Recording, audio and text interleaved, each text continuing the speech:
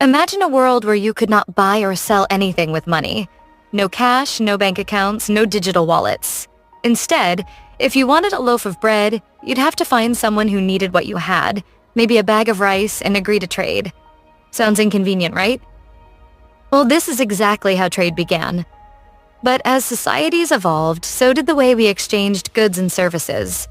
What started with barter turned into complex financial systems involving currencies, banks, and stock markets. Let's take a journey through time to see how trade and money evolved into what we use today.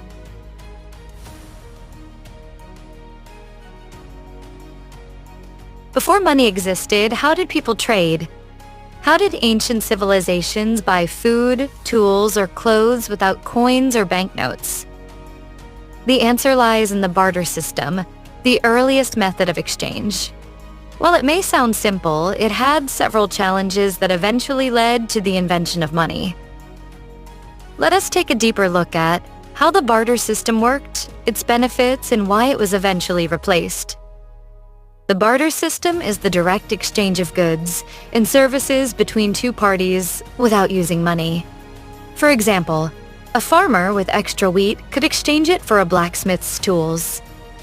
A fisherman could trade his fish for clothes made by a weaver.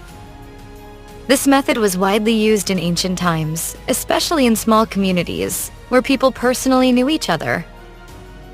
But was it really efficient? As societies grew, the barter system started facing major challenges. For a barter exchange to happen, both parties had to need what the other was offering. For example, if a farmer wanted shoes but the shoemaker did not need wheat, the trade would not happen. The farmer would then have to find someone else who needed wheat and was willing to offer something the shoemaker wanted. This made trade complicated and time-consuming. Another problem with barter deciding the worth of different items?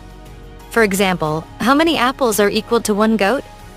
Is a bag of rice worth the same as a wooden chair? Without a standard measure, every trade required negotiation, which made transactions inefficient.